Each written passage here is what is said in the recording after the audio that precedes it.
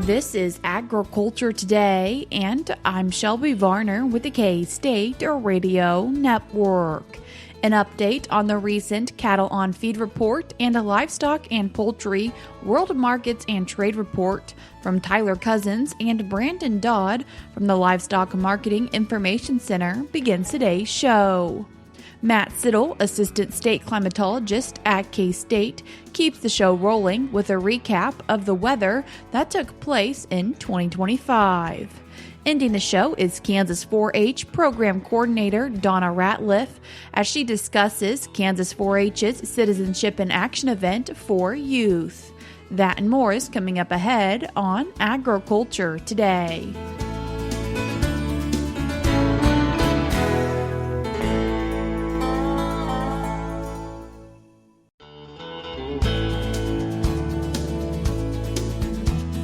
You're tuned in to Agriculture Today, and we start our Monday show with the cattle market update from Director of the Livestock Marketing Information Center, Tyler Cozzens, and agricultural economist at the Livestock Marketing Information Center, Brandon Dodd. Tyler, Brandon, I appreciate you both taking the time to join us today. Thanks for having us. Thank you for having us. Brandon, willing to start with you in discussing the recent Cattle on Feed report that just came out. Yeah, so the Cattle on Feed report came out last Friday, and yet again, the report came well within analysts' predicted ranges. In the report, total cattle on feed as of December 1st came in at just over 11.7 million head. Last year, there were more than 250,000 additional head on feed, or roughly 2.1% more cattle in feed yards. Analysts prior to the report had an average expectation for total on-feed inventories to be down about 1.7%. Some folks were expecting declines to be down as much as 2.7%, so as mentioned, within expectations. The reduction this month is the same trend that we've seen during the last several reports.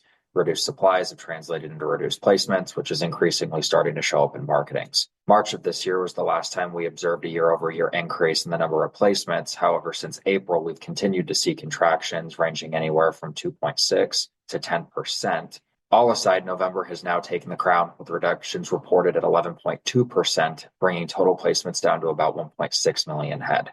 Pre-report forecasts were hovering around down 7.6%, so much more optimistic on average, although the lower end of the range was forecasted at down 15.6%, so not completely unexpected. The last time we were around these levels for placements was in 2015, which was when we also started seeing a turning point in domestic inventories.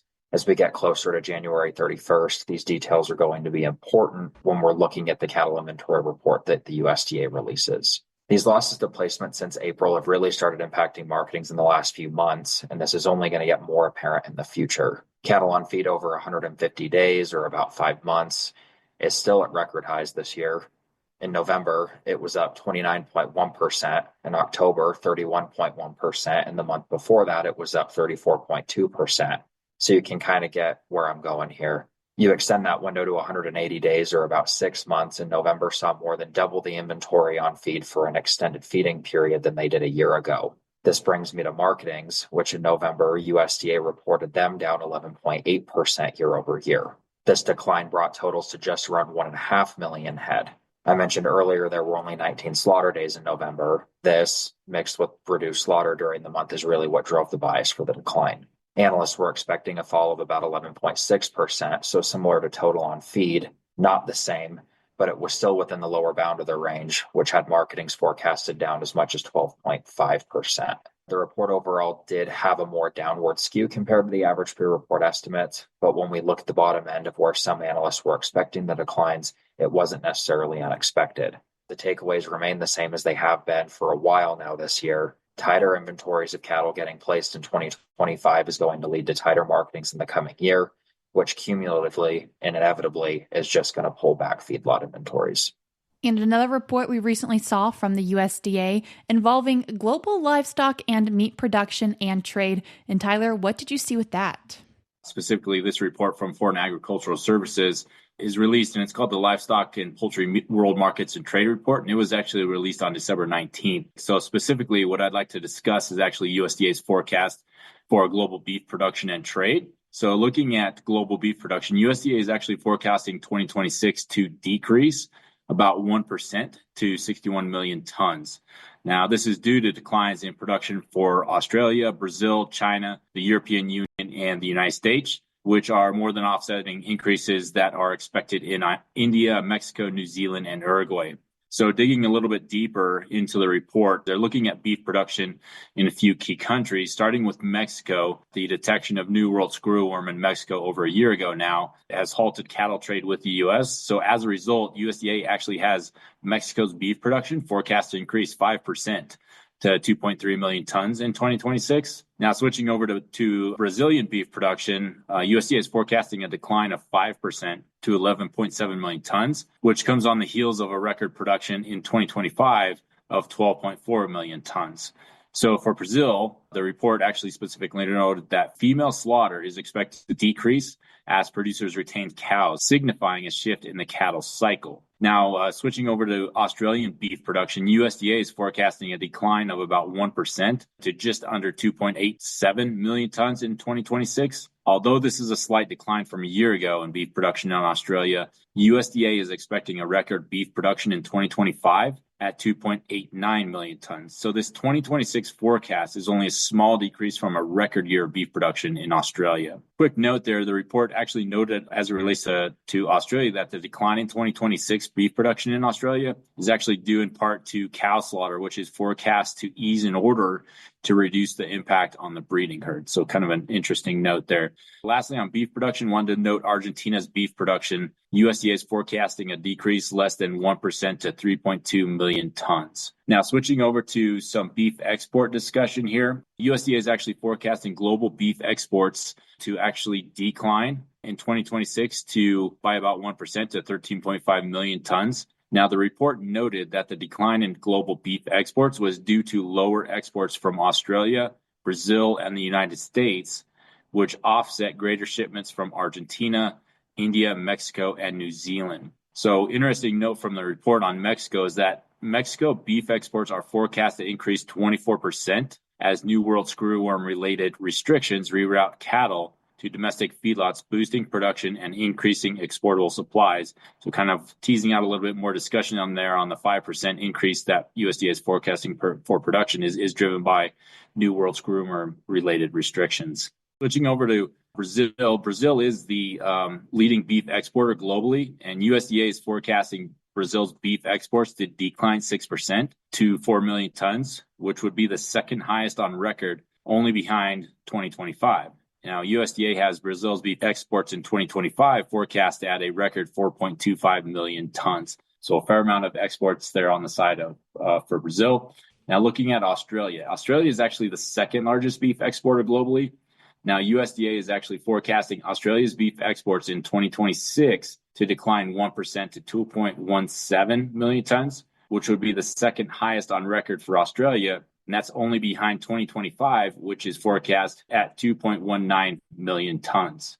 Now, the report noted for Brazil and Australia that exports from Brazil and Australia, the world's two leading exporters, are forecast to decline following record exports in 2025. An increased focus on herd dynamics resulting in lower cow slaughter will lower production, decreasing exportable supplies. Now, switching over to India, who's the third highest global beef exporter, they are expected to see minimal change in their exports in 2026, which is forecast at 1.6 million tons. Now, the U.S. comes in fourth globally for beef exports, which are forecast at 1.1 million tons in 2026. That's actually down 4%, largely due to just lower exportable supplies. Now, looking at Argentina, who ranks as the fifth largest beef exporter globally, USDA is forecasting their beef exports up 7% to 810,000 tons in 2026. So this would actually be the second largest beef exports for Argentina, behind the record 847,000 tons exported in 2024. So kind of in summary, USDA is forecasting global beef production to decline in 2026, which is translating into lower exportable supplies and therefore lower beef exports next year.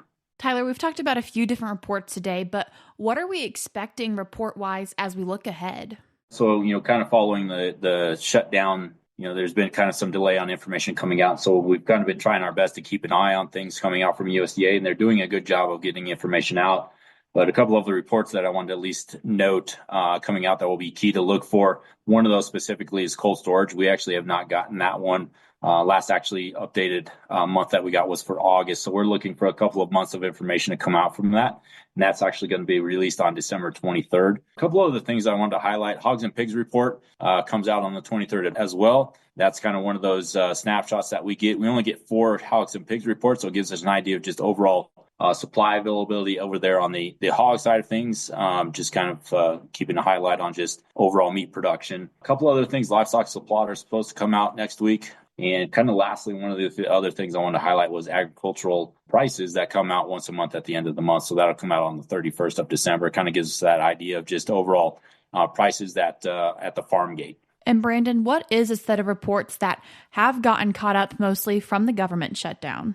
Some of the data that we get a little bit more frequently that a lot of analysts currently rely on now is weekly information. And some of that has been out of the Foreign Ag Service, the FAS, and their export sales reporting. Their ESR data normally comes out once a week on Thursdays, and we did not get that for the entirety of the shutdown.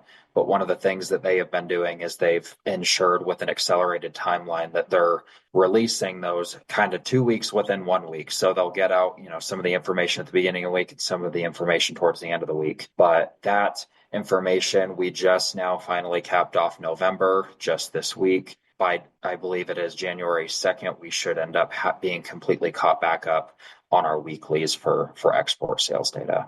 Brandon, Tyler, I appreciate you both taking the time to join us today. Thank you. Thank you for having us. That was Director Tyler Cozzens and Agricultural Economist Brandon Dodd, both for the Livestock Marketing Information Center. We're cutting to a short break now, but we'll be right back.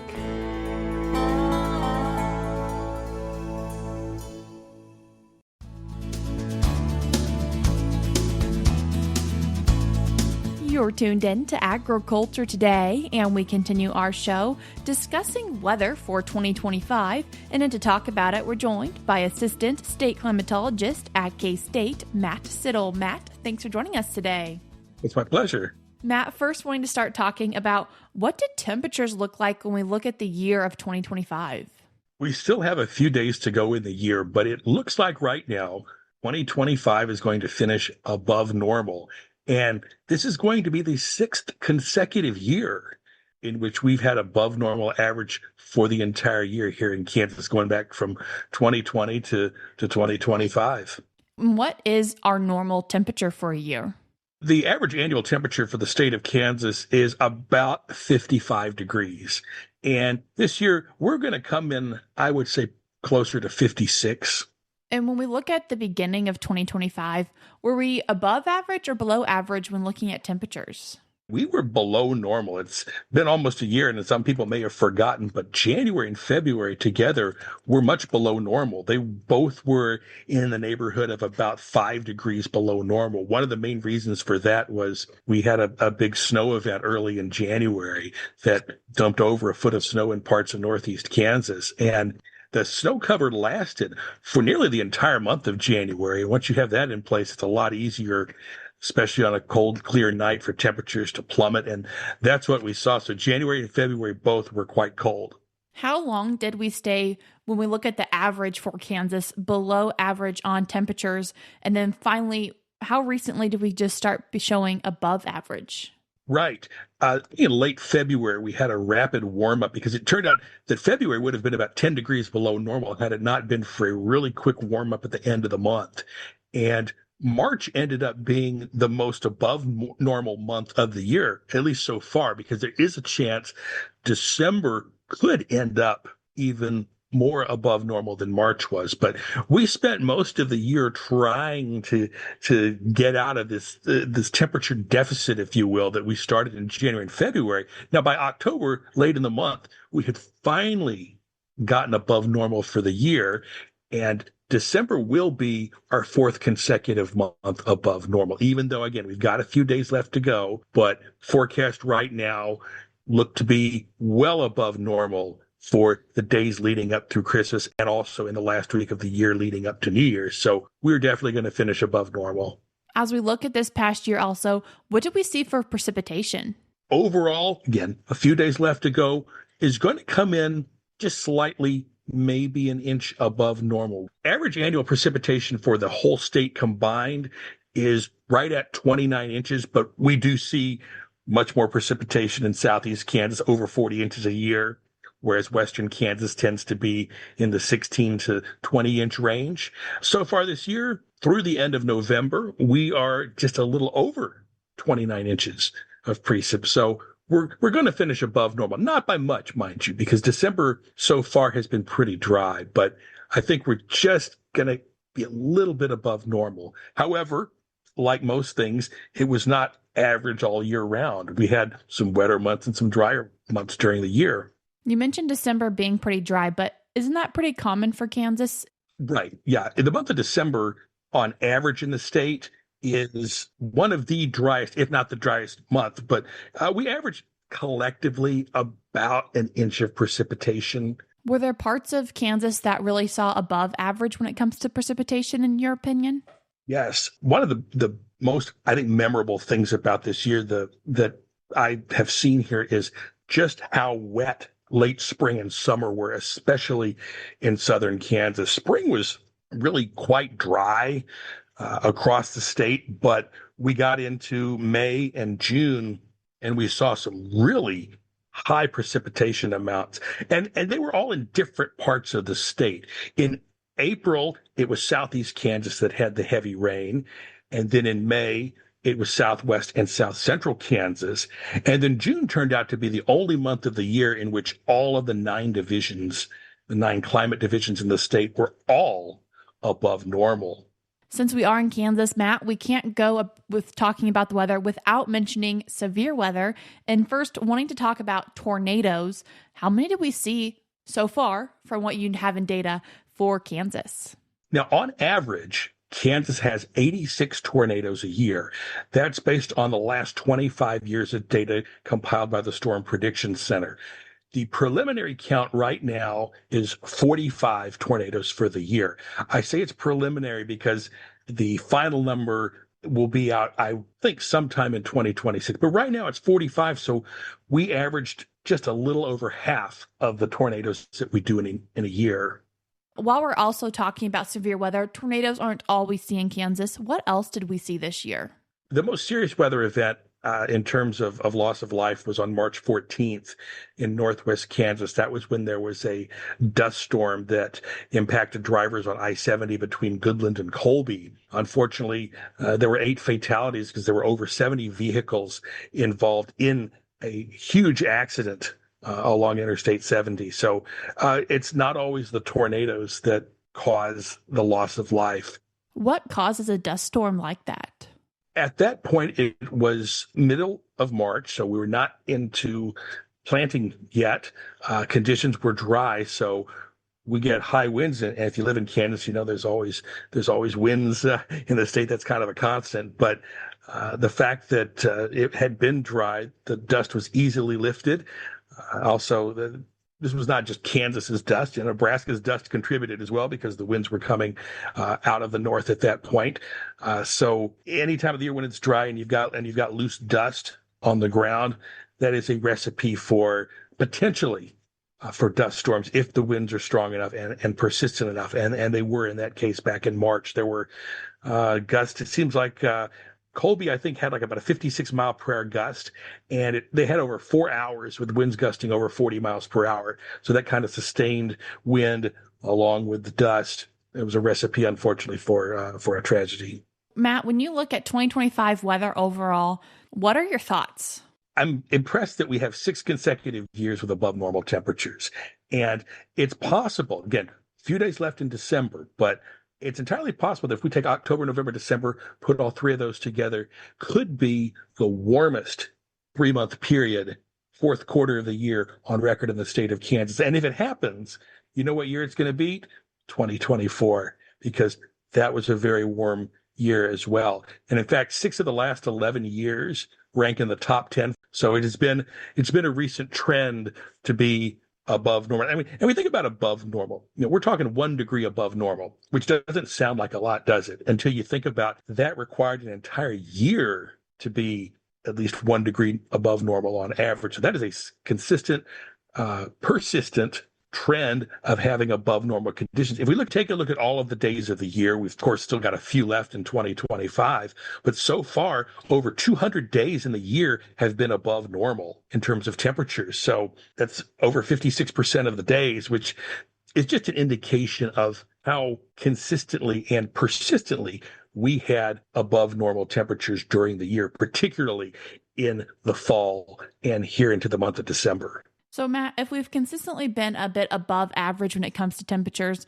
does that make our average slowly start getting higher overall for when we start comparing it back? Normal temperatures are 30-year averages, and they are recalculated after the zeros, if you will. So right now, the 30-year average that we apply to 2025 is the period from 1991 to 2020. After the year 2030 and 2031, they'll be recalculated for the period 2001 through 2030. Is there anything you're watching as we end December? One of the interesting things I'll be watching as we get into the end of December is whether or not we can have any more temperatures in the 80s. On December 11th, it hit 83 degrees at not only in Liberal, but at our Mesonet site in Stevens County. And it turned out that 83-degree reading was the warmest December temperature we have ever recorded across the Kansas Mesonet in its 41 years of operation. So very unusual warmth. And it does look like as we get later into the month of December, we may see some temperatures that could approach 80 degrees again, especially around Christmas Day. So it will be something to watch. As we are at the end of 2025, any thoughts for as we get ready to go into 2026? It will be really interesting to see if the above normal conditions that we've experienced here in the last part of December continue into the new year, into 2026, because again, last January, we were much below normal. The only way we're going to get much below normal in Kansas is you've got to get some snow cover on the ground. And we don't have any of that right now. There's been a couple of places in northeast Kansas, like the Lawrence area, had 6 inches of snow on the first day of December. Wichita, as well as Dodge City, have only had a trace of snow this month. So it's not unusual yet. It will become more unusual if we get into the month of January and we still haven't had any significant snowfall. And it's a little too far out, though, to make any kind of a prediction that says, hey, we're not going to get as much snow as we normally do in January.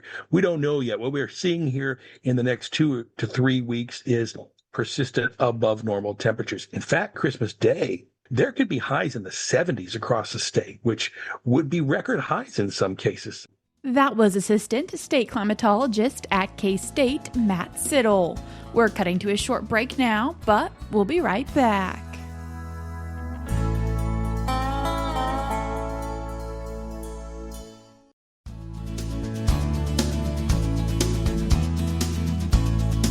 You're tuned in to Agriculture Today, and we conclude our Monday show talking about Kansas 4-H's Citizenship in Action with Kansas 4-H Program Coordinator Dona Ratliff. Dona, thanks for joining us today. Thanks for having me. Dona, Citizenship in Action, also commonly referred to as CIA in Kansas 4-H, and what is this program?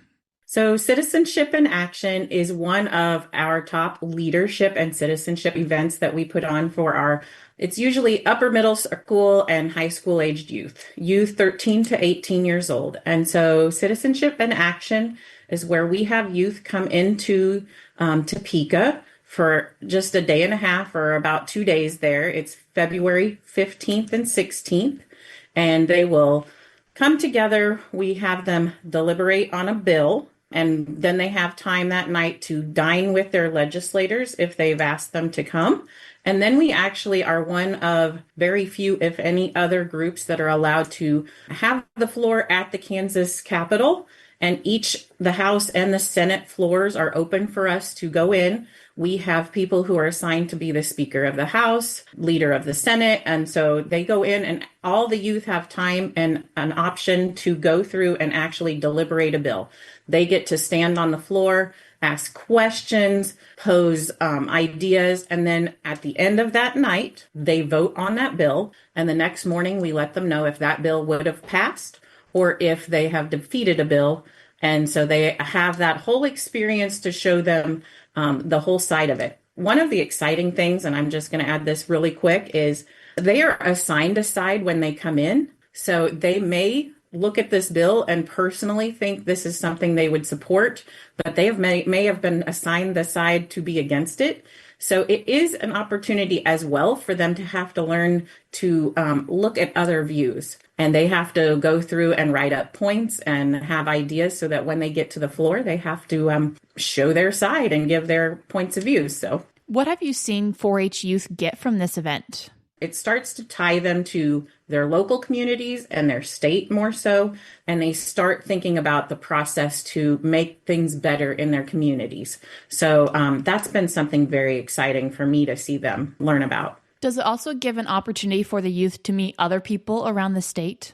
Oh, for sure. This is one of our top events. We have about 240 people who sign up for this event. We're kind of limited on the availability of the space that we have, but we have so many people come in, and it's one of their top favorite things because they get to come in and meet people from all across the state. They get to see people that they maybe only see once or twice a year, whether it be at state fair or at a show or something, but they really get to start to connect to other people because when they are there, they are broken into different groups. And so they might not be with their best friend at the time, but they sure get to know other people. How do people get registered for this event if they're interested? So our registration is just open now, and we have that link on our Kansas 4-H website. If you look under educational activities, find Citizenship in Action, and you can find the link right there. You can also contact your local extension unit. They will have the link so they can get you there if you can't find it. What is the cost to attend? So it is $225 per attendee. This gets them sleeping room. This gets them their meals. So it does cover a lot of things. But we also we need lots of space for our meetings and things like that. And when do they need to get registered by? I would tell them that if this is something they're interested in, go get registered as soon as possible because this is one of our events that we have a cap. So we are limited in space. And so as soon as the event reaches the cap, we will close the registration. This also means that if we don't fill up, the registration is open till January 26th. Donna, I appreciate you taking the time to join us today. All right. Thank you so much. And we look forward to having youth interested in Citizenship in Action. That was Kansas 4-H Program Coordinator Dona Ratliff. If you'd like to find more information about this event, you can go to Kansas 4-H's website, which is kansas4h.org. I will link it in today's show notes on agtoday.net. That's all we have for you today on Agriculture Today, but we'll be back with more for you tomorrow.